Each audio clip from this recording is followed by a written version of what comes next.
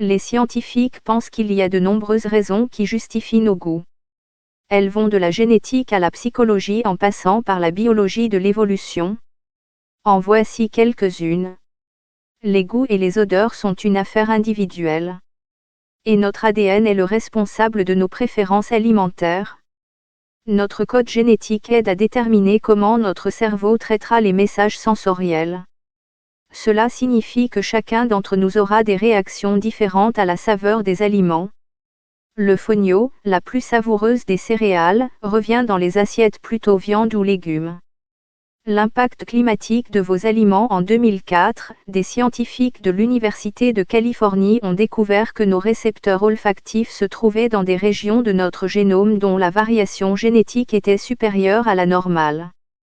Ces variations peuvent nous donner des perceptions différentes et aider à expliquer pourquoi tout le monde n'aime pas ou ne déteste pas les mêmes aliments. Certains des premiers êtres humains de la planète ont dû trouver un moyen qui leur a permis de choisir les meilleurs aliments et à éviter les mauvais. Un bon exemple, notre capacité à détecter les goûts amers. Les scientifiques disent qu'il a été développé comme un mécanisme de défense contre les toxines potentiellement nocives contenues dans les plantes. Bien manger et faire du sport, c'est mieux vivre. Alimentation, manger méditerranéen. En même temps, les goûts sucrés ont évolué au départ pour nous permettre de détecter les sources de glucose et d'énergie, facilement disponibles et provenant des plantes. Une ruée vers le sucre primaire liée à la survie, car les aliments n'étaient pas facilement disponibles comme ils le sont aujourd'hui. C'est pourquoi l'amertume n'est pas très appréciée, explique Nicolas Archer, expert en arômes au CSIRO, l'agence scientifique nationale australienne. Nos perceptions gustatives sont également déterminées par notre esprit. Les psychologues disent que nous apprenons surtout à aimer ou à détester les aliments. Le processus commence dès notre période de gestation. Selon une étude française datant de l'an 2000, le fœtus humain se familiarise avec les odeurs des aliments grâce à sa mère. Les bébés nés de mères qui mangeaient de l'ail, par exemple, étaient beaucoup plus susceptibles d'en apprécier l'odeur que les bébés qui n'y étaient pas exposés dans l'utérus.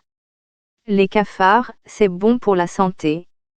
Pourquoi vous devez consommer de l'iode jusqu'à l'âge de 2 ans? Nous mangeons n'importe quoi, dit la psychologue Elizabeth Phillips, de l'Arizona State University.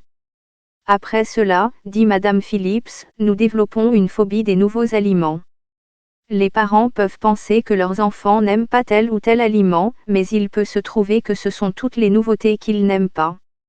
Cette aversion peut durer toute une vie et être façonnée par des phénomènes d'association à un aliment qui nous a rendus malades, par exemple, ajoute Elizabeth Phillips. Le genre a aussi un rôle à jouer dans les aliments que nous aimons. Dans une étude réalisée en 2015, des chercheurs de l'Université du Manitoba, au Canada, ont constaté que les gens associaient les aliments sains à la féminité et les aliments malsains à la masculinité. Le produit avait meilleur goût lorsque les bienfaits pour la santé et le sexe correspondaient, a écrit Luc Zhu, professeur adjoint en administration des affaires, qui a pris part à cette étude. La culture et l'environnement sont également des facteurs cruciaux, qui déterminent ce que nous mangeons et même ce dont nous avons envie. Et cela inclut les stéréotypes de genre. Cela dit, nous finissons souvent par détester ce que nous avions l'habitude d'aimer ou d'aimer ce que nous avions l'habitude de détester. Pourquoi un tel changement? Plus nous sommes exposés à différents types d'aliments, plus il devient facile de changer nos habitudes alimentaires. Certains gestes, essayer de piéger notre cerveau pour qu'il aime quelque chose, peuvent nous aider aussi, comme ajouter du sucre aux légumes ou changer la couleur d'un aliment ou d'une boisson. Une étude de dégustation réalisée en 1980 aux États-Unis montre que les sujets qui avaient les yeux bandés avaient du mal à identifier le goût d'une boisson, mais qu'ils le reconnaissaient facilement lorsqu'on leur permettait de voir ce qu'ils avaient bu. Et lorsqu'une boisson aromatisée au citron était colorée en orange, près de 50% des répondants pensaient qu'elle avait une saveur orange, ce qu'aucun d'eux n'avait fait quand elle était verte à regarder.